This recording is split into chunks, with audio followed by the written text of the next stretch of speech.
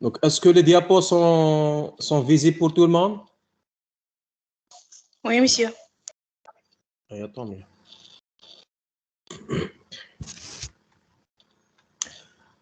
Bon, donc ce cours, donc il concerne donc multitrading sous le système d'exploitation Android. En principe, vous avez déjà une idée sur le multitrading, mais quand même, je vais vous donner donc quelques définitions et bien sûr quelques caractéristiques qui sont propres au système d'exploitation donc Android. Bon, avant donc il faut faire la différence entre trois concepts un petit peu plus ou moins similaires. Vous avez le concept de tâche, vous avez le concept de processus et vous avez le concept de thread. Thread ou bien un fil de contrôle d'un processus, parfois pour processus léger. Bon, tâche, lorsqu'on dit tâche, tout simplement, c'est une collection de fenêtres. Donc, c'est ça par définition tâche. Alors, fenêtre, ça veut dire activité donc en Android. Alors, chaque fenêtre, elle peut appartenir, bien l'ensemble des fenêtres peuvent appartenir au même processus. Par exemple, si tu as par exemple 5 fenêtres, et on peut par exemple afficher donc ces fenêtres avec le bouton donc overview du smartphone ou de la tablette. Lorsqu'on va cliquer sur le bouton overview, il va nous montrer donc l'historique des fenêtres. Alors l'historique des fenêtres, ce qu'on appelle tâche. Alors ces fenêtres peuvent appartenir au même processus, comme ils peuvent appartenir à des processus différents. Donc ça, c'est le premier concept. Et bien sûr, la tâche, elle est manipulée par ce qu'on appelle Activity Manager, qui est en principe un composant du processus System Server. C'est-à-dire c'est lui donc, qui s'en charge d'afficher donc la bonne fenêtre par rapport à cette historique. Alors, vous avez donc le deuxième concept, c'est le processus. Alors, processus, tout simplement un programme en état d'exécution. Ça veut dire que le code plus les données plus par exemple, le reste des informations sont chargées en mémoire. C'est-à-dire que vous avez donc un espace mémoire dans lequel on a l'image du processus ou bien le code plus les données plus ce qu'on appelle la pile, éventuellement d'autres paramètres. Et vous avez ce qu'on appelle l'état du processus, qui est un bloc, tout simplement, qui contient des informations techniques sur le processus, telles que l'ID du processus, le ID du parent du processus, et ainsi de suite. Alors, lorsque vous faites la commande PS sous le terminal de Linux, donc il va vous donner donc pas mal d'informations sur l'état d'un processus. Alors, par définition, par défaut, une application mobile dans Android, c'est un seul processus. Donc ça, ce qui est fait par défaut. Alors, parfois, tu peux configurer dans le fichier manifeste, c'est-à-dire pour chaque, supposons tu as un projet, une application mobile qui contient 3 composants, par exemple 3 activités.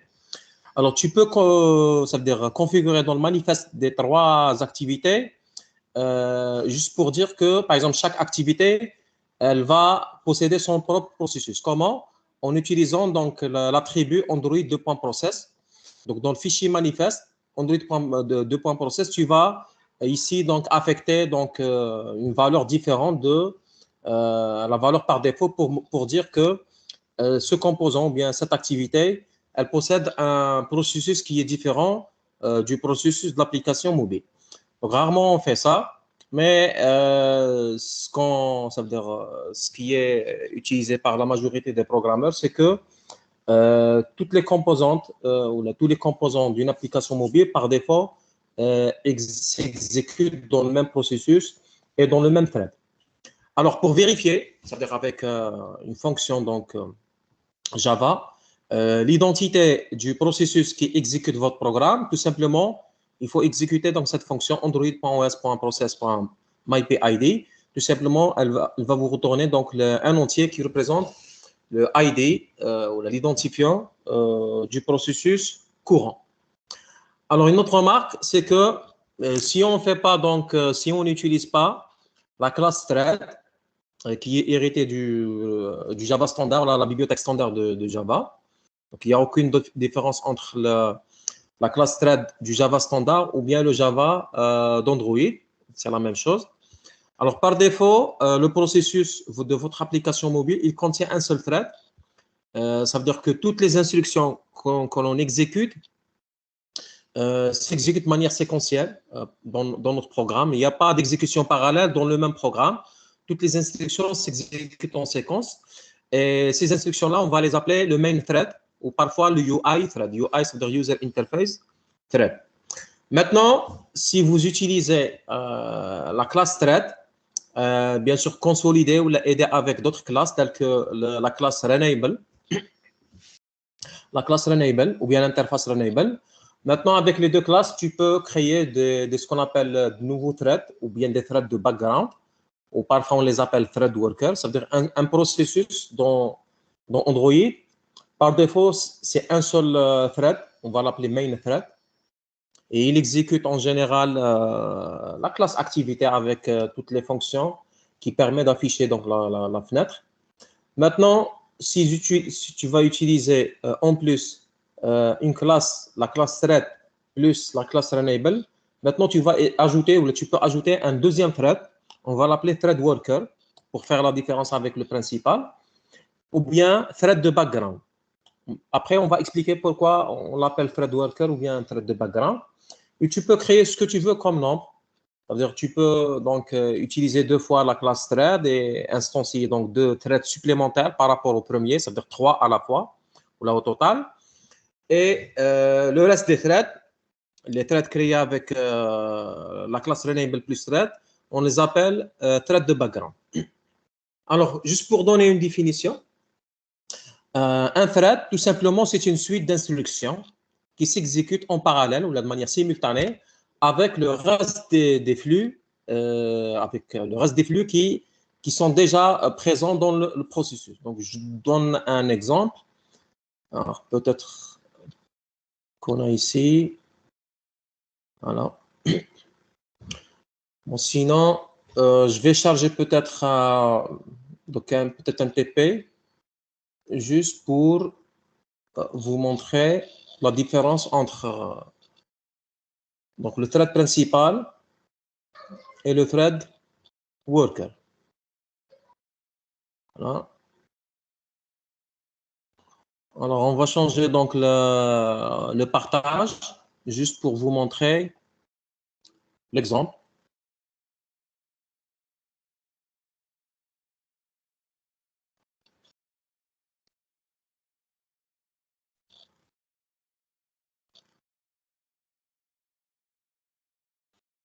Voilà, donc ça c'est un projet, une application mobile, alors qui contient au moins donc deux threads.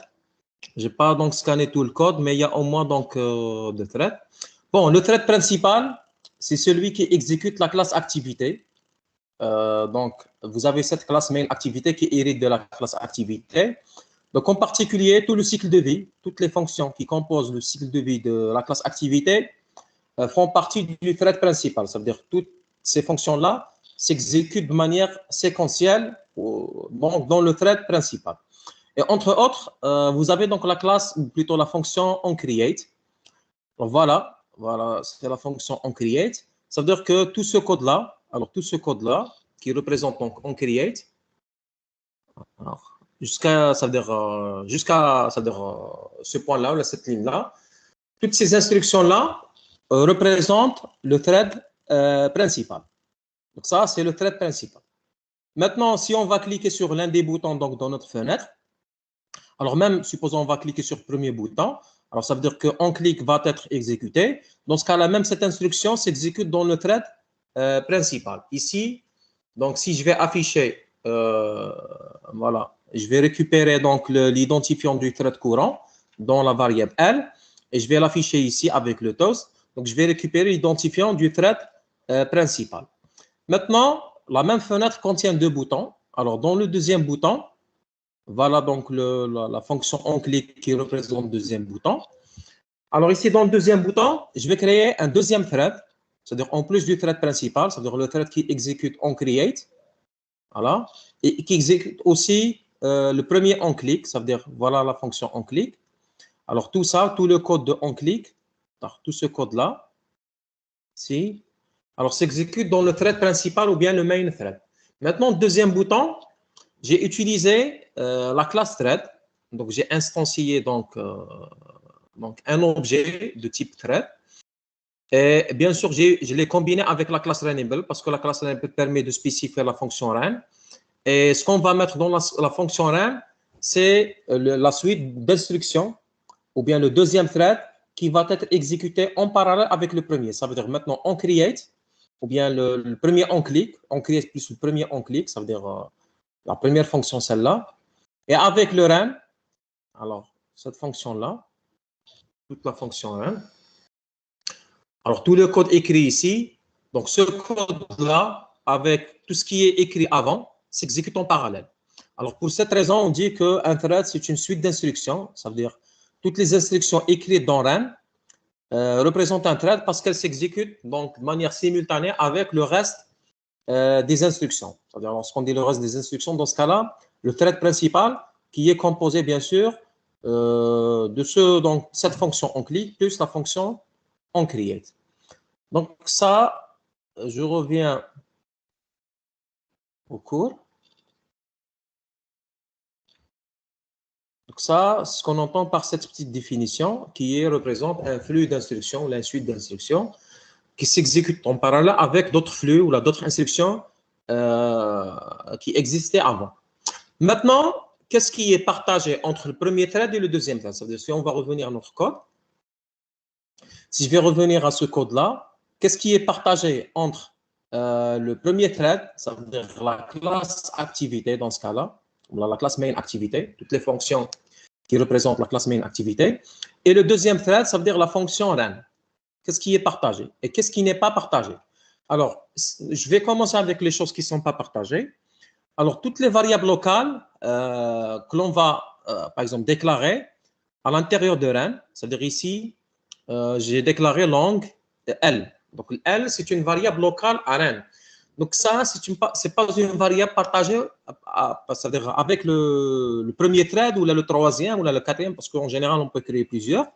C'est-à-dire toutes les variables qui sont créées à l'intérieur du run ou les déclarées à l'intérieur du run, ce sont des variables locales et on va les stocker dans ce qu'on appelle la pile.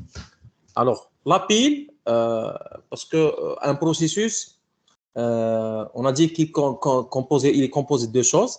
L'espace d'adressage qui représente le code plus les données et ce qu'on appelle l'état du processus. Maintenant, si je me concentre sur l'espace mémoire qui est composé donc du code en plus des données, alors la partie données, donc vous avez le segment de code qui représente les instructions de votre thread et vous avez donc un segment de données et vous avez aussi le segment de pile. En quelque sorte, vous avez donc la mémoire. Donc, elle est découpée, donc bien sûr, je parle de Java. Donc, elle est découpée donc en trois morceaux, le code et les données et plus la pile. Alors, les variables locales à l'intérieur de run sont stockées dans la pile. Alors, la pile, elle est initialisée. Donc, la pile d'un thread, elle est initialisée lorsque j'invoque start. C'est-à-dire, lorsque je fais le nom de thread.start. Alors, par défaut, dans ma Java Virtual Machine, il y a en principe donc une certaine taille, il y a une taille prédéfinie pour la pile, supposons c'est 1 mégaoctet. Alors, à chaque fois que j'appelle thread arrière-plan.start, donc cette fonction-là, elle permet donc la réservation, par exemple, de 1 mégaoctet pour la pile. Parce que initialement, il y avait une seule pile.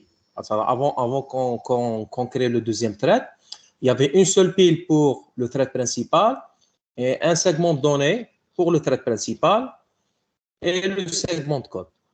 Le segment de code, il est partagé entre tous les threads. Ce qu'on appelle le segment de données, et plus particulièrement ce qu'on appelle le heap, il est partagé entre tous les threads. Par contre, le segment de pile, donc il y a une pile une pile pour chaque thread. C'est-à-dire si ici j'ai deux threads différents, cela veut dire que j'ai deux piles différentes. Alors chaque pile, elle est initialisée, ou cet espace qui est propre à la pile, ou bien stack, sera initialisé lorsque j'invoque le start, le point start. À chaque fois que je fais le point start, la pile, elle est initialisée. Alors ici, donc la pile, elle est initialisée lorsque j'invoque, bien sûr, la première fonction donc, de la classe activité. Une fois la première fonction du cycle de vie de la classe activité, en principe, la pile, elle est initialisée. Donc, la pile, elle est propre à chaque thread, elle n'est pas partagée. Et on va mettre dans cette pile toutes les variables locales à run. Pareil, ici, par exemple, dans onCreate. Alors, si je me concentre ici à onCreate. Alors ici, si tu vas créer par exemple une variable locale ici, si tu vas déclarer une variable, par exemple, tu fais int k et k par exemple reçoit 10, alors cette variable k, elle est, ça veut dire, on va réserver donc un entier dans la pile, ou dans le stack, qui est propre au thread principal. Alors cette variable k, elle n'est pas partagée avec le deuxième thread qui s'exécute ici. Ça veut dire, si j'essaie de lire k, donc il y aura une erreur parce que le cas n'est pas connu pour le deuxième thread. Et pareil, la variable L, elle n'est pas connue pour le premier thread. Ça veut dire ici, si je vais essayer de lire L dans le onCreate ou là même dans le onClick du premier bouton parce qu'il fait partie du premier thread, il y aura une erreur parce qu'il ne connaît pas donc la variable L. Donc ça, c'est concernant les choses qui ne sont pas partagées. On a dit c'est la pile. Bien sûr, dans la pile ici, on peut mettre aussi donc éventuellement ici, bien sûr, il n'y a pas d'argument. Le REN ne contient pas d'argument. Mais dans d'autres langages de programmation, c'est possible que la fonction qui spécifie le thread contient des arguments. Donc, même les arguments de la fonction qui représente le deuxième thread seront placés dans la pile. Alors, dans le Java, le REN n'a pas d'argument. Ça veut dire que toutes les variables locales ou toutes les variables de la pile, ce sont des variables locales à REN.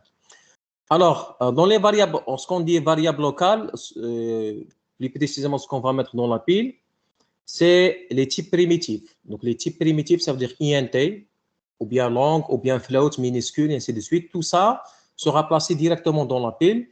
Peut-être que j'ai un autre... voilà. Donc, une autre image. Voilà. Donc, en principe, cette image, elle va vous expliquer donc davantage qu'est-ce qu'on va mettre dans la pile et qu'est-ce qu'on va mettre dans ce qu'on appelle le heap.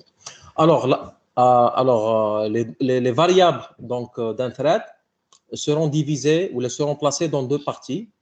La partie segment donné, ou bien on l'appelle heap, et vous avez la partie pile ou bien stack, et vous avez donc une autre partie, on l'appelle segment de code. Donc ça, c'est partagé entre tous les threads, il ne contient que les instructions. Donc ça, c'est les instructions de notre programme. Alors, supposons on a une fonction main. Donc, je pars du Java normal. Donc, cet exemple concerne le Java standard. Hein. Mais c'est pareil pour le Java d'Android. Hein. Il n'y a pas une grande différence. Supposons ce code-là, il est placé dans la fonction main. La fonction main, bon, la classe principale de notre projet Java. Alors, toutes les variables locales à la classe main et qui sont primitives, c'est-à-dire soit int, soit float, soit donc double, soit long, soit donc char, seront placées dans le stack. Ici, j'ai déclaré int a reçoit 3. Alors, je vais... Voilà. Alors, ce n'est pas très clair, mais ici, j'ai mis dans l'image, il y a a est égal à 3. Dans la dernière ligne, voilà.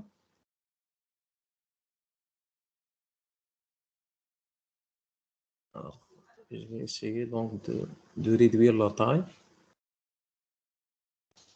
Voilà. Alors, dans la dernière ligne de cette image, c'est-à-dire derrière le 100, c'est-à-dire derrière b est égal à 100, on a mis a est égal à 3. Alors, ça, c'est placé dans la partie pile de l'espace mémoire du processus. Lorsqu'on va déclarer le b est égal à a, donc on va mettre donc une autre information. Par exemple, b est égal à, c'est pas 100, on va mettre 3 parce que a est égal à 3. Donc, on va mettre b donc est égal à 3, donc deuxième variable.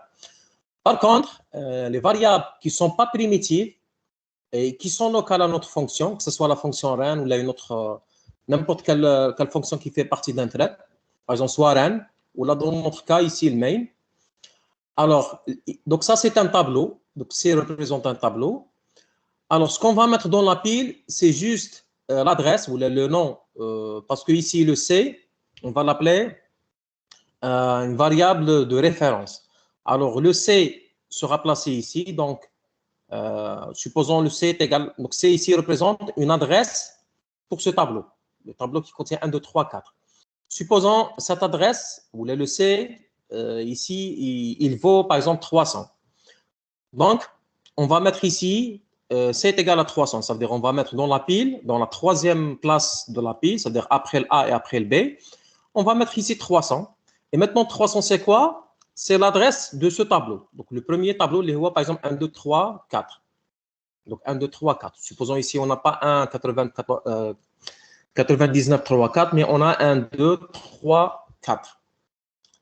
Alors, le tableau lui-même, il est placé dans ce qu'on appelle heap. Donc, ça, c'est une autre partie de l'espace mémoire du processus. Donc, il va contenir, c'est-à-dire toutes les structures de données ou tous les objets qui ne sont pas primitifs.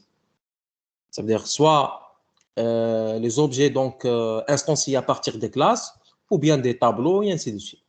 Par exemple, ici, ce tableau-là, donc il sera placé dans le heap, mais l'adresse du tableau, par exemple, qui est égale à 300, sera placée dans le stack. Alors, la même chose concernant D. Ici, on a déclaré un autre tableau, le D. Donc, je vais ajouter une quatrième information ou un quatrième entier dans le stack, c'est D. Maintenant, la valeur du D, c'est toujours 300, c'est-à-dire elle va pointer donc le même tableau. Donc, il ne faut pas maintenant, donc, c'est-à-dire le D ici, il va pointer toujours le tableau 1, 2, 3, 4 et ainsi de suite. Donc, oubliez pour le moment le tableau Hadoop 5.0, il faut l'oublier pour le moment. Donc, D, il va pointer le même tableau 1, 2, 3, 4. Alors, si on va déclarer par exemple une chaîne de caractères, string G est égal à hello. Alors, la variable G, ce n'est pas un type primitif. Donc, on ne va pas mettre le hello dans le stack. On va le mettre le hello dans le heap. Le heap, ou là, le tas, donc en français, le heap. Le heap, par définition, c'est une zone de l'espace mémoire de notre processus, mais qui contient ce qu'on appelle les variables dynamiques, ça veut dire les variables qui sont créées avec new. Alors, par exemple, ici, D, c'est une variable qui est créée avec new, c'est-à-dire toutes les variables qui sont complexes, qui ne sont pas simples, ou bien créées avec new. Toutes ces données-là, il faut les mettre dans le heap, les données. Maintenant, les adresses de ces données, on doit les mettre dans le stack. C'est ça la différence. Donc, ici, je déclare string G est égal à hello. En principe, j'utilise new, mais juste par, ça veut dire le Java, pour la classe string, on peut omettre le new. On peut mettre directement donc hello. Alors, hello sera placé dans le heap. Par contre, l'adresse de ce hello, par exemple 400, sera placée ici. C'est-à-dire dans cette ligne-là, on va mettre, par exemple, 400. À la place de J, on va mettre 400. Et ainsi de suite. Donc, ça, c'est juste pour faire la différence entre le heap et le stack. Alors, dans les processus, plutôt les threads Java, les threads du même processus, bien sûr, les stacks ne sont pas partagés. Ça veut dire que chaque thread possède son propre stack. Par contre, ce qui est partagé entre tous les threads, c'est le heap. C'est-à-dire tout ce qui est mis ici, il peut être facilement accédé par le reste des threads. C'est-à-dire le reste des threads qui sont créés par Renable plus la classe thread. Mais tout ce qui est déclaré ou bien mis ici dans le stack, il ne sera pas accessible à partir des restes des threads. Une autre chose qui n'est pas partagée avec le reste des threads, c'est le compteur ordinal. Parce que chaque thread possède donc un compteur ordinal qui va pointer la prochaine instruction à exécuter par la CPU. Donc ça, c'est en résumé la différence, plutôt donc comment on va organiser les threads dans le langage Java.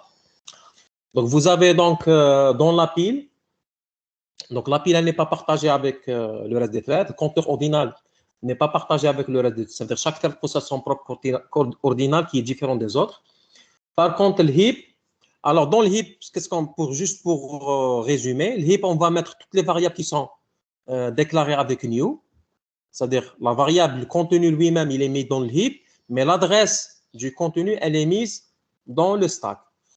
Maintenant, les variables statiques sont remplacées directement dans le heap. C'est-à-dire à chaque fois que tu déclares une variable statique dans vos classes, que ce soit la classe du premier thread, le deuxième, le troisième thread, alors ces variables statiques seront placées directement dans le heap. Ça veut dire qu'elles sont partageables. Et ceci, c'est-à-dire pour les variables statiques, ça c'est valable jusqu'à la version 7 de la machine virtuelle. À partir de la version 8, donc les variables statiques ne sont plus placées dans le heap, mais elles ne sont pas placées dans le stack, elles ne sont pas placées dans le heap, mais elles sont placées dans une troisième zone mémoire, toujours réservée pour les données, mais qui n'est pas partagée entre tous les threads. Alors, je ne sais pas s'il y a des questions jusqu'à maintenant. Est-ce qu'il y a des questions?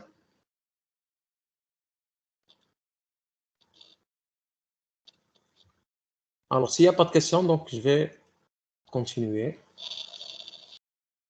Alors maintenant, les motivations derrière le multitrading, c'est-à-dire pourquoi on a besoin du multitrading, que ce soit le système d'exploitation, donc Android, ou bien le reste des systèmes d'exploitation. Première chose, donc il y a plusieurs, bon, il y a au moins deux motivations. Et une troisième purement matérielle. Donc, ça veut dire les raisons sont purement, disons, matérielles. Alors, vous savez que les chercheurs voulaient toujours, c'est-à-dire augmenter la vitesse d'exécution des programmes. Et ce domaine-là est appelé donc HPC, High Performance Computing. Alors, l'idée de départ, ça veut dire durant les années 90 jusqu'à peut-être 2006, c'est d'augmenter la fréquence des horloges. C'était ça, c'est-à-dire si tu veux accélérer l'exécution des programmes, il faut juste augmenter la vitesse des horloges. Bien sûr, on aura un gain donc immédiat. Alors, jusqu'à 2006, qu'est-ce qu'on a remarqué avec des processeurs, par exemple, soit Pentium 4 ou le Pentium 1 et ainsi de suite, on a remarqué qu'avec les vitesses qui sont égales à 3, c'est-à-dire 3 GHz, éventuellement 4 GHz, donc les processeurs vont dissiper beaucoup de chaleur. Ça veut dire qu'ils se chauffent rapidement. Et on ne peut pas aller au-delà d'une certaine limite. Hein. Donc, rarement vous trouvez, tu peux trouver par exemple un processeur à 4 GHz, mais rarement tu vas trouver un processeur à 5 GHz. C'est rare. Parce que tout simplement, il y a un risque que le PC va s'exploser ou le laptop va s'exploser ou le serveur va s'exploser, tout simplement à cause de la température qui va se dissiper dans la carte mère et il y a un risque que tous les circuits électroniques explosent à cause de la chaleur. Et pour cette raison, on dit qu'en 2006, donc, la loi de Moore donc, elle est cassée. On ne peut plus continuer dans cette piste. Alors, deuxième alternative pour toujours accélérer le temps d'exécution des programmes, mais sans accélérer donc la vitesse d'horloge, parce qu'il y a une limite physique. Et même, donc, bien sûr, on ne peut plus donc, ça veut dire, réduire davantage la dimension des transistors, parce que plus on réduit le nombre de transistors, plus, bien sûr, disons, le temps d'exécution des programmes donc, va donc, se réduire ou là, va se diviser sur deux. Donc, en disant en 2006, bon, jusqu'à l'époque actuelle, donc, il y a difficulté pour réduire donc, la dimension de transistors et par conséquent mettre plusieurs milliards de transistors dans une même puce. Donc ça, ce n'est pas techniquement faisable, ou là, il y a des difficultés à cause toujours de la dissipation de la chaleur. C'est le même problème. Alors, qu'est-ce qu'on faisait donc pour pallier à ça? Donc, au lieu d'augmenter la vitesse d'horloge, qu'est-ce qu'on a fait? Donc, dans le même processeur, donc, on a mis plusieurs unités arithmétiques logiques. C'est ce qu'on appelle donc le multicore. Donc, un corps sera tout simplement une unité arithmétique logique avec les registres qui fonctionnent avec, c'est-à-dire les registres généraux ou bien les registres entiers qui fonctionnent avec l'unité arithmétique logique. En particulier, vous avez donc le compteur ordinal, l'accumulateur et le reste donc des registres annexes. Alors, les registres généraux plus l'unité arithmétique logique, c'est ce qu'on appelle le cœur. Et dans un même processus, plutôt dans un même processeur, tu peux avoir plusieurs cœurs, par exemple 2, 4, en général un multiple de 2. Et ensuite, il y a en général une unité de commande qui est partagée entre c'est-à-dire entre toutes les unités arithmétiques logiques, ou là, entre tous les cœurs, parce que cette unité de commande, elle peut fonctionner en parallèle, ce n'est pas la peine de la dupliquer parce que par défaut, là, par câblage, donc elle peut s'exécuter en parallèle. Alors ça, ce qu'on appelle donc un processeur multicœur. Maintenant, si tu as un processeur multicœur, vous êtes obligé d'organiser votre programme en unités qu'on va les appeler threads qui sont autonomes ou qui peuvent s'exécuter en parallèle. Vous voyez maintenant, le multithreading, c'est une réponse, disons, donc, logicielle à un problème ou à une solution matérielle. Donc, il y avait un problème de dissipation de la chaleur avec l'augmentation de la vitesse. On l'a réglé en créant ce qu'on appelle plusieurs cœurs dans le même processeur. Maintenant, chaque cœur, il va exécuter un thread à part qui est différent du reste des threads. C'est-à-dire, si tu as un seul processus et tu as deux cœurs, donc tu peux créer donc au moins deux threads différents qui peuvent s'exécuter en parallèle. Éventuellement, tu peux faire plus, tu peux faire 3, 4 threads et ainsi de suite. Alors, maintenant, donc le thread, disons, ça, c'est la couche ou la réponse logicielle à, ça veut dire, à une couche matérielle qui est multicœur. Maintenant, les deux motivations derrière le multithreading. Donc ça, on a parlé de la motivation donc, matérielle. Donc si on a les cœurs, plusieurs cœurs disponibles, alors il faut découper le programme en plusieurs modules qui s'exécutent en parallèle. Donc ça, c'est disons la réponse automatique. Donc ça, c'est la première motivation. Maintenant, toujours en continuant avec la première motivation, c'est l'objectif de réduction du temps d'exécution. Donc, ou bien le HPC, High Performance Computing. Donc ça c'est toujours la première motivation.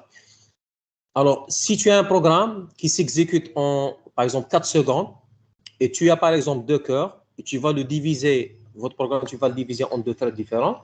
Alors, l'idéal, ou le gain idéal, c'est que le temps d'exécution va se découper sur deux. Ça veut dire que le temps d'exécution final sera 2 secondes. Maintenant, le temps d'exécution du programme séquentiel, c'est-à-dire avant l'amélioration ou bien avant multithreading, donc en principe, donc il sera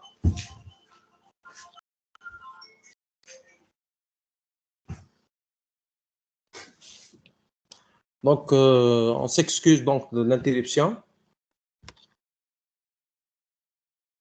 Alors, si tu vas exécuter ou diviser le temps d'exécution du programme sans multithreading, tu vas le diviser sur le temps d'exécution de votre programme après multithreading. Alors, ce rapport-là, on va l'appeler le speed-up ou bien le degré d'accélération. Alors, pour le premier objectif, les High Performance Computing, alors l'objectif tout simplement, c'est d'augmenter le speed-up ou bien le degré d'accélération. Alors, théoriquement, si tu as un programme qui s'exécute de manière séquentielle en donnant X unités donc, de temps, et si tu as par exemple N cœur ou le N processeur, alors le speed-up maximal, ce sera N, c'est-à-dire le gain maximal, c'est que le temps d'exécution initial sera divisé sur N. C'est-à-dire on va gagner N fois le temps d'exécution donc original, ou le temps d'exécution original sera divisé sur N. Donc ça, c'est ce qu'on appelle le speed-up maximal. Mais le speed-up réel, ou le speed-up qu'on va obtenir pour chaque programme, en général, il est plus petit. Il est plus petit que le speed-up maximal.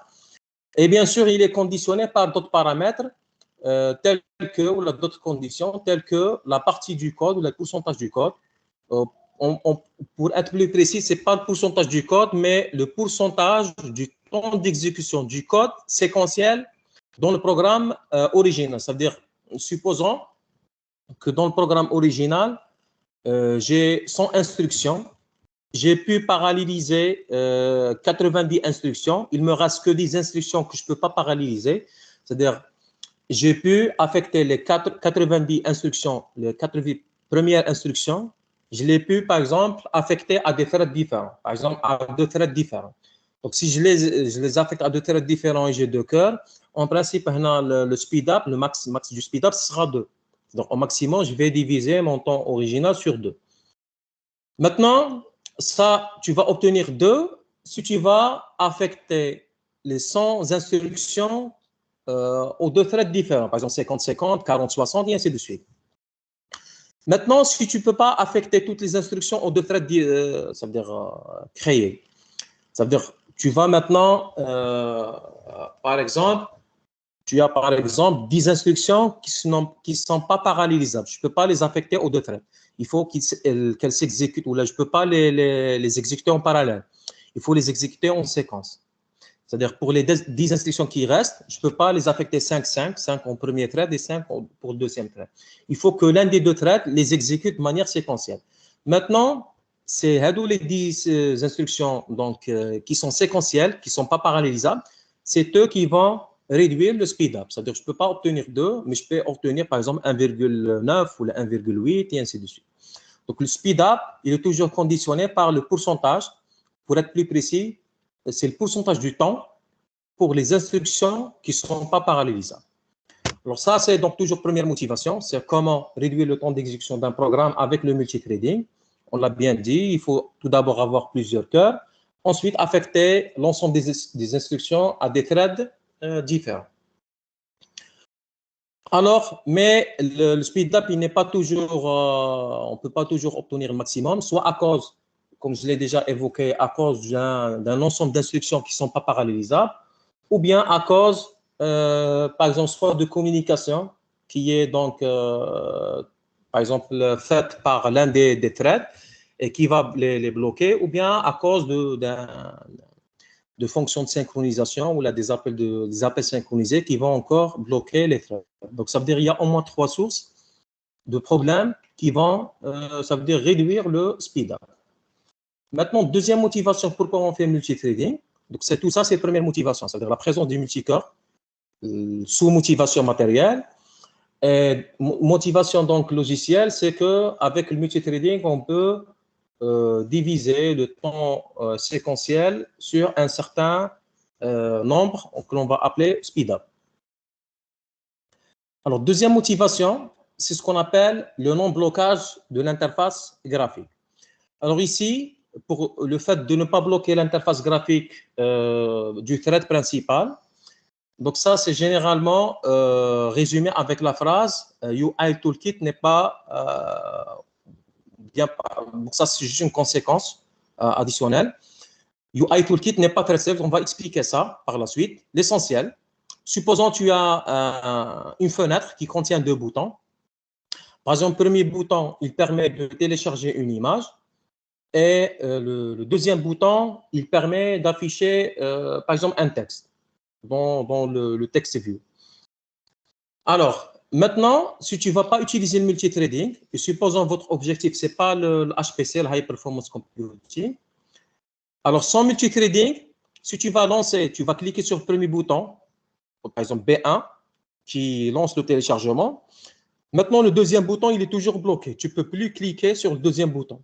Donc, cela se traduit par un blocage de la fenêtre et Android va vous proposer, ça veut dire après 5 secondes de non-interactivité, c'est-à-dire si le deuxième bouton ne réagit pas au bout de 5 secondes, alors Android va vous proposer de tuer cette fenêtre qui est bien sûr bloquée.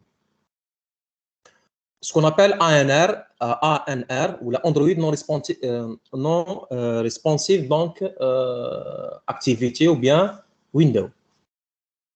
Alors, pour éviter ce problème-là, en général, l'utilisateur veut que tous les boutons de l'interface graphique soient interactifs ou bien ils répondent de manière immédiate sans blocage. Dans ce cas-là, les boutons qui vont lancer une tâche qui consomme beaucoup de temps, telle que soit téléchargement, soit les requêtes base de données, soit le fait de charger une image, soit le lancement d'un apprentissage qui consomme en général beaucoup de temps. Tout ça, c'est des exemples de tâches consommatrices de temps. Alors, en général, il faut faire ce travail-là dans un thread de background ou bien un thread worker, c'est-à-dire un thread qui est créé avec la fonction run. Bien sûr, le run fait partie de Runable. Et Runable, en quelque sorte, c'est un argument de new thread. Alors ça, c'est la deuxième motivation, c'est garder l'interactivité de la fenêtre ou bien de l'interface utilisateur.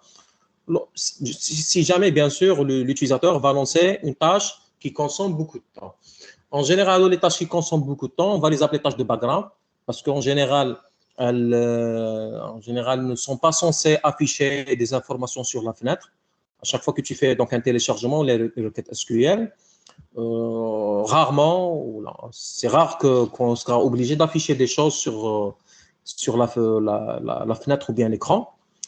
Si jamais vous êtes obligé de donner des informations intermédiaires, tu peux, donc, par exemple, les mettre ou les stocker dans un fichier. C'est-à-dire c'est toujours en background. Et on va laisser les tâches foreground, c'est-à-dire les tâches qui sont interactives ou là, qui affichent des données sur la fenêtre, pour, bien sûr, les tâches qui ne consomment pas beaucoup de temps, c'est-à-dire dont le temps d'exécution, c'est en général inférieur à 5 secondes. Donc, 5 secondes, tu peux dire ça, c'est la limite pour une tâche qui est interactive, c'est-à-dire maximum, ce sera 5 secondes.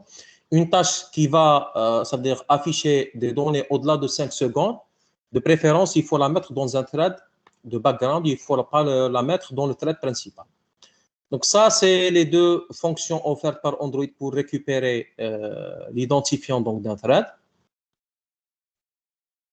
Maintenant, on va parler des priorités que l'on réserve, donc les priorités que l'on réserve ou que l'on affecte à des processus.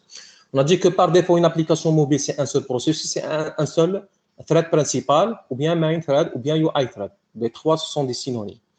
Maintenant, ce même thread, il va posséder donc, ou le processus général qui englobe tous les threads, que ce soit on a un seul thread ou plusieurs, il va avoir 5 priorités. Donc, Android définit 5 priorités. Donc, première priorité, c'est ce qu'on appelle processus en avant-plan. Donc, en anglais, c'est foreground process.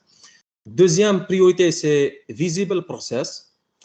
Troisième propriété, ou la priorité, c'est service process ou bien processus de service. Quatrième priorité, c'est background process. Donc, en français, c'est processus de tâche de fond. Et dernière priorité, c'est empty process ou bien processus vide. Donc maintenant, c'est clair que chaque processus, chaque application mobile, lorsqu'elle s'exécute, elle peut avoir l'une des 5 priorités affichées dans cette diapo. Foreground process, la priorité la plus haute. Visible process, la deuxième priorité. Service process, la priorité moyenne ou bien médiane. Background process et empty process. Maintenant, c'est quoi l'intérêt des 5 priorités? On l'a déjà dit donc, dans le premier cours et le deuxième cours. Alors, Android en général, il s'exécute sur un matériel ayant une RAM limitée. Alors, si jamais il y a un processus prioritaire que l'on veut charger dans la RAM, sachant que cette RAM est limitée, supposons on n'a pas plus que de 1 gigaoctet de RAM, et supposons cette RAM, elle est déjà occupée par des processus existants. Alors, supposons qu'il y a un processus prioritaire que l'on veut exécuter maintenant. Ça veut dire un appel, par exemple, un appel téléphonique. Ça, c'est l'exemple toujours d'un processus prioritaire. Dans ce cas-là, Android, il doit tuer l'un des processus existants. C'est-à-dire l'un des processus existants dans la RAM, il faut le tuer et il faut libérer cet espace mémoire pour charger, bien sûr, le nouveau processus.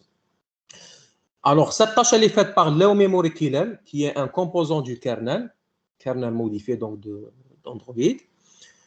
Alors, ce Low Memory Kernel, il va sélectionner un processus, il va le tuer. Maintenant, c'est quel processus? C'est tout simplement le processus qui a la plus petite priorité. C'est-à-dire qu'il va commencer avec les processus qui ont la priorité empty process. S'il ne trouve pas, il va tuer un processus dont la priorité c'est background process. S'il ne trouve pas, il va tuer un processus dont la priorité c'est service process. S'il ne trouve pas, il va tuer un processus dont la priorité c'est visible process. Et en pire des cas, il va aussi tuer, mais c'est rare, c'est-à-dire c'est moins de 1% en général, qui va tuer un processus dont la priorité c'est foreground process. Ça veut dire les processus les plus plausibles, qui ont plus de chances pour qu'ils soient tués, c'est les processus qui ont la priorité 3, 4 et 5. Maintenant, la priorité sera, ça veut dire affaiblie si on a un processus de priorité 2 et très affaibli si on a un processus dont la priorité c'est 1. Mais ça ne veut pas dire qu'elle est nulle. Hein. Le pourcentage ou la probabilité de tuer un processus, elle est toujours différente de 0 pour les 5 priorités. Mais elle est plus grande, ça veut dire plus de 50% pour 3, 4, 5 et moins de 50% pour 2 et 1. Donc ça, c'est juste pour résumer. Maintenant, la priorité d'un processus, c'est une information dynamique. Ça veut dire la priorité d'un processus par opposition ça veut dire, au système d'exploitation des serveurs, ou bien des laptops, ou bien des PC. La priorité d'un processus sous Android, elle change en fonction du code que j'exécute maintenant. Ça veut dire, si maintenant, mon processus exécute le code de la fonction onReceive. onReceive, je vous rappelle, c'est la fonction qui fait partie de la classe Broadcast Receiver. Maintenant, la priorité sera égale à 1. Donc ça, c'est un exemple. Un deuxième exemple, pour lequel la priorité toujours est égale à 1, c'est lorsque le processus exécute en résumé. Je vous rappelle qu'en résumé, c'est une fonction qui fait partie de la classe activité. Donc ça, ce sont deux exemples différents, deux fonctions différentes pour lesquelles le processus va obtenir la priorité 1. Maintenant, des exemples pour la priorité 2, Visible Process. Alors, ce qu'on dit Foreground Process, ça veut dire qu'en général, ce processus, il est en interaction avec l'utilisateur. Soit en interaction avec l'utilisateur, puisque j'exécute en résumé, soit il exécute en receive. Maintenant, deuxième priorité, c'est lorsque votre processus n'est pas en interaction avec l'utilisateur, mais il est partiellement visible. C'est-à-dire certaines fenêtres de votre processus sont visibles, sont toujours affichées, soit partiellement ou là totalement, mais l'utilisateur ne peut pas interagir avec votre fenêtre. Comment? Je vous donne deux exemples toujours. Lorsque votre processus exécute la classe activité, et en particulier en pause. C'est-à-dire si en pause, elle est lancée ou elle est exécutée, maintenant le processus va changer de priorité, il va devenir, ou la priorité va devenir Visible Process. Ça, c'est le premier exemple. Deuxième exemple, c'est lorsque le processus exécute la classe service ou le composant service, et en particulier la fonction Start Foreground. Donc ça, Start Foreground, tu peux dire que c'est une fonction qui est disponible dans le cycle de vie de la classe service. Donc même Start Foreground, c'est une fonction qui va nous assurer la priorité 2. Maintenant, la priorité 3. Dans quel cas mon processus va passer par exemple de 1 à 3 ou de 2 à 3. C'est lorsque votre processus exécute toujours la classe service, et en particulier la fonction onStartCommand ou bien onHandleIntent. Soit onHandleIntent ou bien onStartCommand. Alors, dans les deux cas, le processus va obtenir la priorité 3. Maintenant, quatrième priorité, c'est ce qu'on appelle background process. C'est lorsque votre processus exécute la classe activité et en particulier la fonction onStop. Donc, maintenant, donc on va obtenir la priorité 4. Maintenant, la priorité 5, c'est lorsque, bien sûr, toutes les fonctions, supposons que tu as un processus qui possède un certain nombre de composants, et tous ces composants ont exécuté tout le cycle de vie. Ça veut dire que toutes les fonctions sont exécutées. Il n'y a plus de fonctions que l'on veut exécuter. Je vous donne un exemple. Supposons que j'ai un processus qui contient une seule activité et on a exécuté onDestroy. Donc, onDestroy, disons, c'est la dernière fonction qu'une activité peut exécuter. Maintenant, suite à onDestroy, maintenant la priorité va devenir un petit process, c'est 5. Alors 5, ça veut dire que Android, il a, ça veut dire toutes les chances, ou la 100% de chances pour tuer ce processus, c'est-à-dire libérer la mémoire si jamais il a besoin de la RAM. Donc ça, on a terminé donc pour la priorité des processus.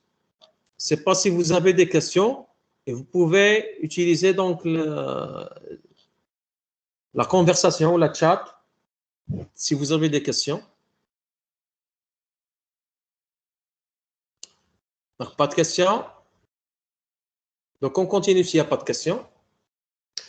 Maintenant, on a donné les priorités d'un processus. Maintenant, c'est le moment de donner ce qu'on appelle les priorités des threads. Alors, dans Android, les priorités des threads varient donc de moins 20 jusqu'à plus 19. Alors, plus 19, donc vous avez en quelque sorte 40 priorités, de moins 20 jusqu'à plus 19. Donc, moins 20, moins 19, moins 18, 0, jusqu'à 0. Ensuite, plus 1, plus 2, jusqu'à plus 19.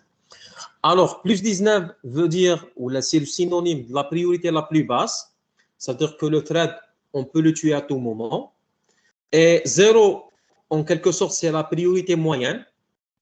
Alors, les priorités servent pour faire le scheduling. Vous avez donc, en quelque sorte, donc deux objectifs derrière ça. Soit que ce soit pour tuer les threads ou bien pour faire le scheduling des threads. Bien sûr, le thread que possède la plus grande priorité, c'est le thread qui va avoir la CPU ou bien qui va avoir le cœur.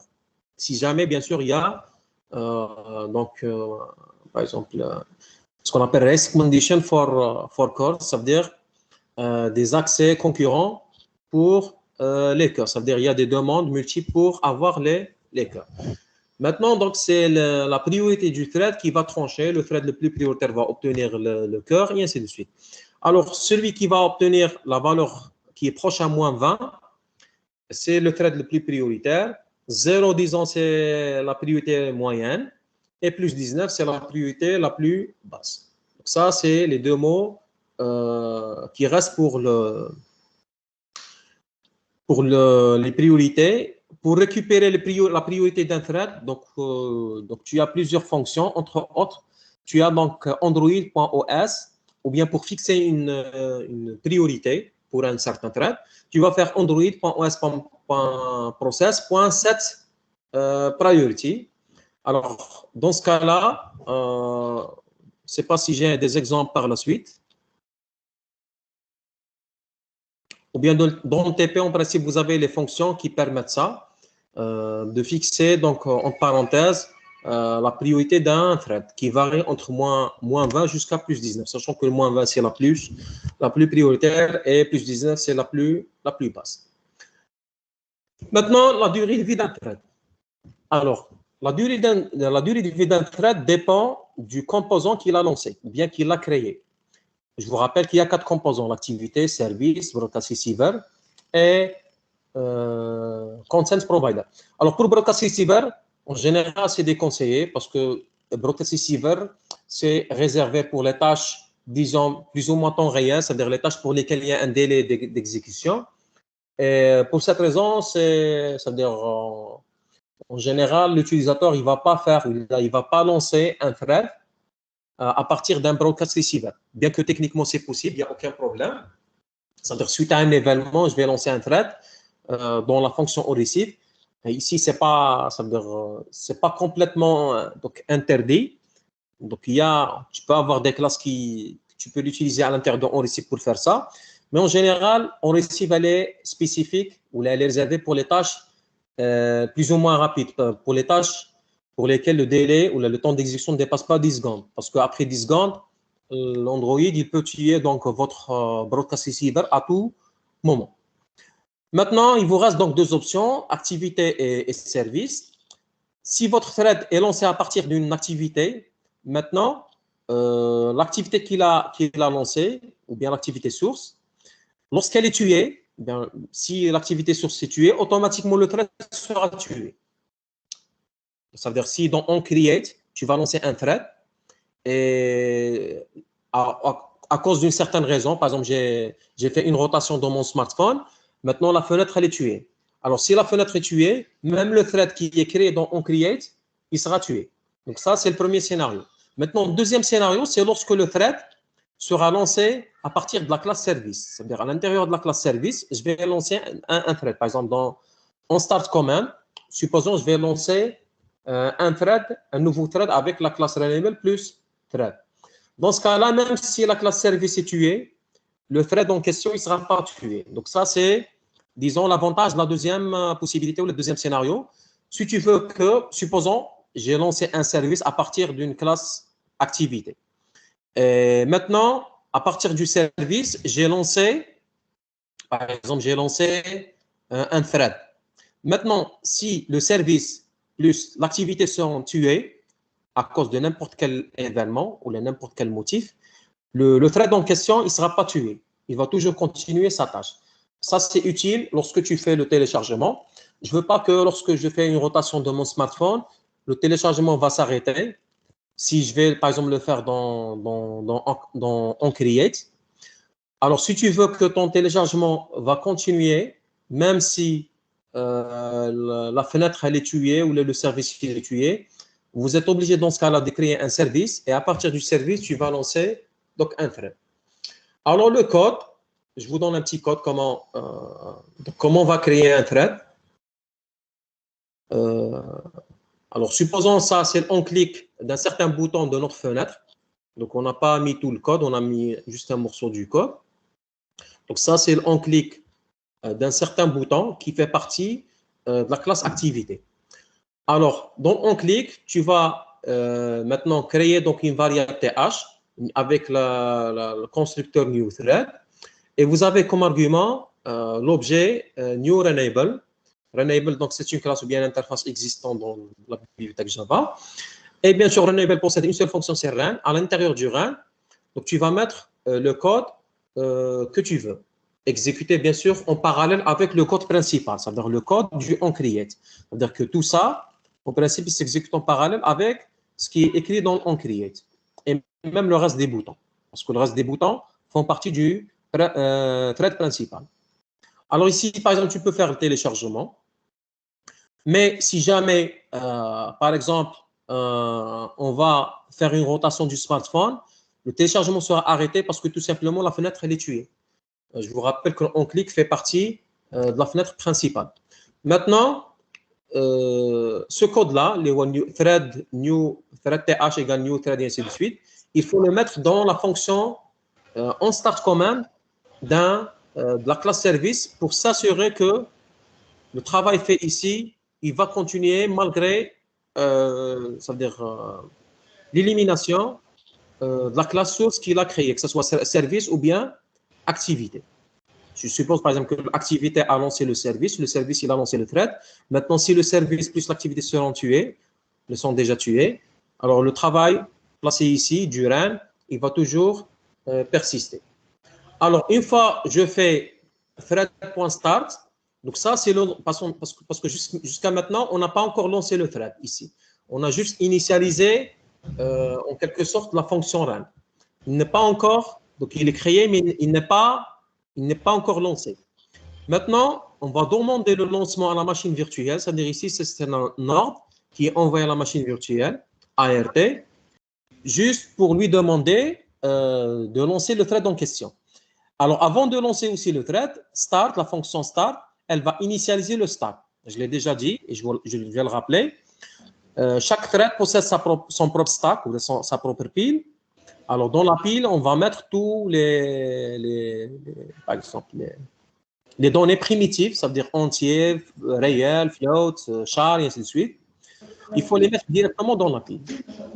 Par contre, les objets, ça veut dire de type classe, qui sont instanciés à partir des classes, on va les mettre dans le heap, mais leur adresse, on va les mettre dans le stack.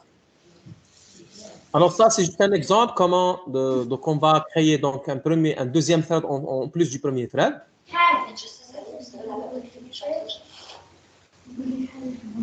Donc je demande juste à l'un des étudiants de muter le microphone. Voilà, juste pour qu'on puisse continuer. Alors, maintenant, le cycle de vie de la classe thread, voilà les fonctions qui existent, qui sont disponibles dans la classe thread. Vous avez bien sûr le constructeur, on l'a déjà dit. Start, il va placer donc, le thread dans l'état éligible, c'est-à-dire il est prêt à être exécuté. Donc, start ne veut pas dire que le thread sera automatiquement exécuté. C'est-à-dire qu'il sera prêt à être exécuté. Une fois la priorité de ce thread par exemple, est devenue ou elle devient la priorité la plus élevée, il sera exécuté. Mais ça ne veut pas dire qu'il sera exécuté automatiquement. Elle fait aussi la réservation de la pile. Donc, sleep, elle permet le blocage d'un certain thread pour une certaine période, en millisecondes. C'est-à-dire ce que tu vas mettre ici, c'est une période en millisecondes pour laquelle le thread est bloqué. Notify pour débloquer un thread. C'est-à-dire si jamais vous avez un thread déjà bloqué pour n'importe quelle raison, pour que ce soit sleep, ou bien la fonction wait. Donc ça, c'est une autre fonction qui permet de synchroniser les threads. pour débloquer ou bien réveiller un thread déjà bloqué, donc tu vas utiliser donc Notify. Alors, Renable, elle possède une seule fonction CRN et elle va récupérer le code qui s'exécute en parallèle, ou le flux de contrôle du thread. Alors, maintenant, il y a une autre problématique. Donc, j'ai cité les avantages ou les motivations du multithreading LEOA, High Performance Computing et le non-blocage de l'interface utilisateur. Ça, c'est les deux objectifs les plus souhaités. On peut aussi citer des problèmes, c'est-à-dire des problèmes qui arrivent avec l'utilisation des threads ou la manipulation des threads. Donc, il y a beaucoup de problèmes. On ne va pas attaquer tous les problèmes, mais on va attaquer certains types de problèmes. Alors, premier problème avec multithreading, mais qui n'est pas, c'est-à-dire on ne le voit pas dans c'est-à-dire la bibliothèque multithreading du Java, c'est ce qu'on appelle la complexité d'utilisation, c'est-à-dire la complexité de programmation. Ici, Java nous a donné ou bien offert plusieurs classes qui facilitent la vie des programmeurs. C'est-à-dire, on n'a pas beaucoup de problèmes si on veut instancier un thread, le lancer, faire des synchronisations, ainsi de suite. Il n'y a pas beaucoup de problèmes. C'est-à-dire, les fonctions sont simples et les classes sont simples. Par contre, si tu vas faire le multithreading avec le C, et avec le C, tu vas utiliser la libc, parce que je vous rappelle maintenant que la classe thread et la classe renable, lorsqu'on va les invoquer, à leur tour, qu'est-ce qu'elles vont faire? Elles vont exécuter un certain code en Java et elles vont lancer un code en C, c'est-à-dire la partie native de la bibliothèque Java embarquée. Maintenant, la partie native de la bibliothèque Java embarquée, à son tour, qu'est-ce qu'elle va lancer? Elle va lancer la machine virtuelle d'Android, ou bien ce qu'on appelle ART. Maintenant, l'ART, elle est totalement développée avec C++. Alors, l'ART, qu'est-ce qu'elle va faire? Elle va exécuter un pourcentage donc à son niveau, ça veut dire qu'il y a des fonctions qui sont propres à la machine ART. Ensuite, qu'est-ce qu'elle va invoquer? Elle va invoquer la libc. Donc, la libc, je vous rappelle que chaque processus Android, chaque application mobile possède une copie de la libc. Pourquoi? J'ai donné donc ici un exemple. Alors, on a dit que pour créer un thread, ça veut dire le fait, voilà. Alors, le simple appel, thread.start, qu'est-ce qu'il va lancer? Il va causer l'exécution d'un code en Java pour la bibliothèque donc Android, la bibliothèque Java d'Android. Ensuite, un autre pourcentage, toujours de la bibliothèque Java Android, mais qui est développé en C. Ensuite, ce code-là qui est développé en C, il va appeler la machine virtuelle, ART. Ensuite, la machine virtuelle ART, qu'est-ce qu'elle va appeler? La libc. Alors, la libc, elle possède l'implémentation, disons, technique ou de bas niveau des threads. C'est-à-dire, à la fin, je l'ai déjà dit, la libc, elle vous offre plusieurs services. Parmi ces services, c'est la création des threads, description des threads, synchronisation des threads, et ainsi de suite, scheduling des threads, et ainsi de suite. Donc, il y a plusieurs services offerts. Donc, le simple appel, thread.start, il va causer à la fin que l'ART va lancer les fonctions de la libc. Maintenant, les fonctions de la libc sont très compliquées. Et disons, ça veut dire les gens qui programment en C peuvent faire facilement des erreurs lorsqu'ils manipulent la libc. C'est-à-dire, à la fin, ça veut dire le thread, soit il se bloque, soit il va donner des erreurs d'exécution, ainsi de suite, parce que tout simplement, ce n'est pas facile de faire la programmation. Donc, ça, c'est le premier inconvénient pour le multithreading si tu vas utiliser une bibliothèque de bas niveau telle que libc. Alors, libc, pour votre information, elle implémente donc, une norme appelée POSIX. Linux ou la norme POSIX, c'est une norme juste qui va vous dire, par exemple, comment tu vas créer les threads, quelles sont les priorités disponibles, et ainsi de suite. Maintenant, deuxième problème, c'est synchronisation. Ça, c'est la responsabilité du programmeur. Troisième problème, c'est la communication entre threads. Ce qu'on va attaquer dans ce cours-là, avec, ça veut dire aisance, ou là, on va le couvrir de manière totale, c'est comment assurer la communication entre plusieurs threads. Alors, heureusement, on a trois approches, ça veut dire Android, on a la bibliothèque Java embarquée d'Android, vous offre trois, disons, trois solutions, trois types de classes, ou la trois collections de classes qui permettent d'assurer la communication inter-thread. Alors, lorsqu'on parle de la communication inter-thread, donc on a c'est-à-dire deux scénarios, ou deux scénarios de communication. Soit un thread principal avec un thread worker, ça c'est le premier scénario. Deuxième scénario, n'importe quel type de thread avec n'importe quel type de thread. C'est-à-dire un thread worker avec un autre thread worker. Bon, dans le processus, tu as un seul main thread et plusieurs, éventuellement 0 jusqu'à plusieurs thread worker ou les threads de background. Alors, lorsqu'on fait la communication, c'est possible qu'on communique, qu'un thread worker communique à un thread principal. Ça, c'est le premier scénario. Deuxième scénario, il va couvrir le premier, ça veut dire thread worker avec thread principal, et même thread worker avec un autre thread worker. C'est-à-dire le deuxième scénario, il est plus large que le premier. Maintenant, on va s'attaquer ou se contenter du premier scénario. Ça veut dire si jamais tu veux assurer une communication entre un thread worker et un thread principal, alors Android, il vous offre, disons, donc deux fonctions. Alors, la première fonction, c'est celle-là. Activity.run on new iThread. Et entre parenthèses, tu vas utiliser new enable.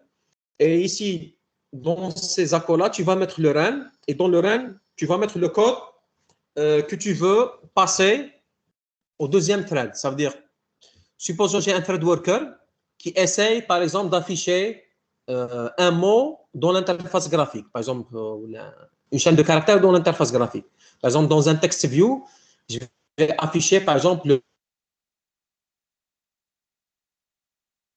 je dois écrire, par exemple, textView 1.setText, entre parenthèses, marche entre deux guillemets.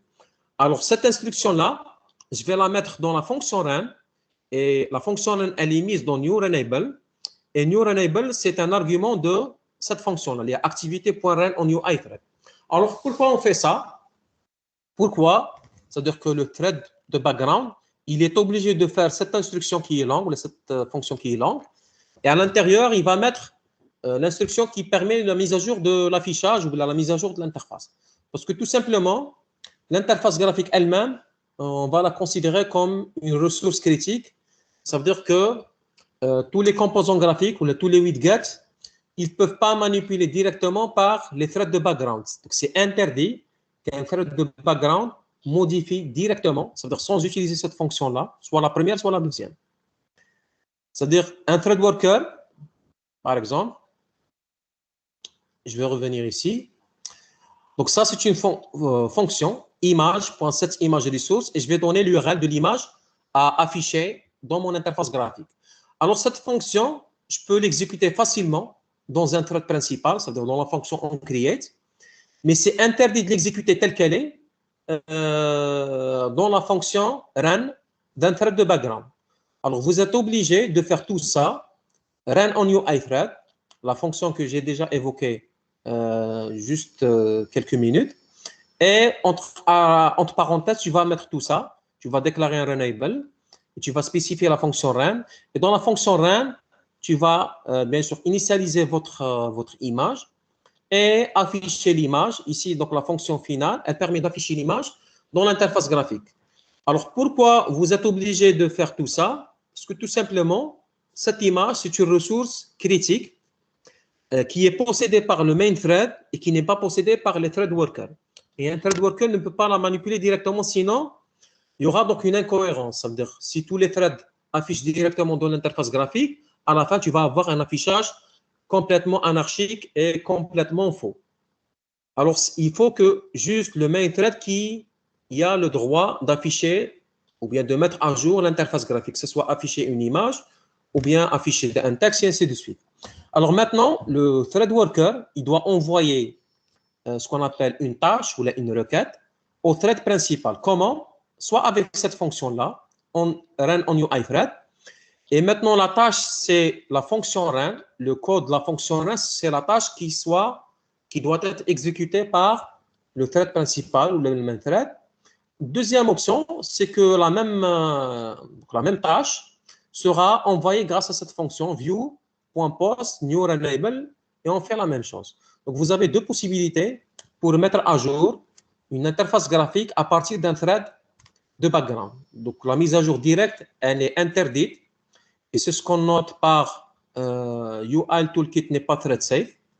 Alors, cette phrase-là veut dire que tout simplement, tu ne peux pas mettre à jour ou bien modifier un élément de votre interface graphique directement, c'est-à-dire sans utiliser run on UI thread ou la view.post dans un thread worker ou bien un thread de background. C'est interdit. Donc, directement, Android il va vous afficher cette erreur-là ou cette exception-là. UI Toolkit n'est pas thread safe. Is not thread safe. Alors, la première solution, c'est celle-là. C'est-à-dire d'utiliser soit run on UI thread ou bien view.post. Alors, deuxième solution, c'est d'utiliser la classe handler avec la classe message. Ça, c'est la deuxième solution. Et troisième solution, c'est d'utiliser une autre classe que l'on va appeler async task. En principe, voilà. Troisième solution, c'est d'utiliser async task. Alors, async task, donc ça, c'est la troisième solution. Deuxième solution, on vous donne deux classes à utiliser en même temps. Vous avez la classe handler et la classe message. Et éventuellement même une troisième classe, mais vous avez le droit, soit d'utiliser le handler plus la classe message, ou bien le handler plus la classe runable. Donc, deuxième solution, elle comporte deux classes, soit handler plus message, ou bien handler plus runable. Donc ça, elle permet donc, de faire une communication soit entre thread principal et thread worker, ou bien entre deux thread workers. Et même troisième solution, elle permet donc de faire la communication soit entre la classe principale ou bien le main thread et un thread worker, ou bien, bon, en général ici, c'est entre un thread worker et troisième solution, qu'est-ce qu'elle fait? Elle assure la communication entre un thread worker et un main thread. Donc, elle ne fait pas donc, la communication entre deux thread workers. Ça veut dire que, en quelque sorte, la deuxième solution, elle est plus large et elle est plus générale puisqu'elle marche pour deux thread workers et elle marche pour un thread worker plus un main thread. Alors, on ne va pas faire ça aujourd'hui. Donc, deuxième solution et troisième solution. Surtout, on va se concentrer sur la deuxième parce elle couvre tous les scénarios. Premier scénario, deuxième. C'est la communication entre thread worker et main thread. Et deuxième scénario, communication entre deux thread workers. Elle est assurée pour la deuxième solution. Par contre, troisième, elle fait juste la communication entre thread worker et main thread. Donc, on peut se contenter juste la deuxième. Et si on a le temps, on va faire la troisième. Je ne sais pas si vous avez des questions. On va laisser ça pour la prochaine séance. Des questions sur ce cours-là? Donc, je vais arrêter l'enregistrement.